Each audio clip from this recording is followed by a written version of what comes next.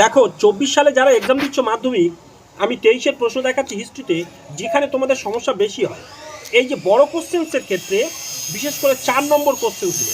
চলো আমি এখানে তোমাদের একটু দেখাচ্ছি। এইখানে কিন্তু বলে 7-8টি বাক্য উত্তর, 6টি প্রশ্নের উত্তর দাও। তাহলে কিন্তু দাগ নম্বর আছে দেখো, 1, বিভাগ 2, বিভাগ 3, বিভাগ 4, 4টি বিভাগ। তাহলে বলছে যে প্রত্যেকটা বিভাগ থেকে কিন্তু একটা একটা করে অবশ্যই করতে হবে, আর মোট 6টা উত্তর দিতে হবে। অর্থাৎ প্রত্যেকটা বিভাগ থেকে যদি একটা একটা করো তাহলে 4টে হলো, তাহলে আর দুটো কিভাবে করবে সেখানে কিন্তু একটু মনে রাখো। ধরো এখান থেকে একটা করলে, এখান থেকে একটা করলে, এখান থেকে একটা, এখান থেকে একটা, এই একটা একটা করা কিন্তু মাস্ট। এবং বাকি কি জানো, ধরো যে কোনো একটা, এই বিভাগে আরেকটা করে দিলে, এই বিভাগে আরেকটা করে দিলে, এইভাবে তোমার উত্তর সম্পূর্ণ করতে হবে।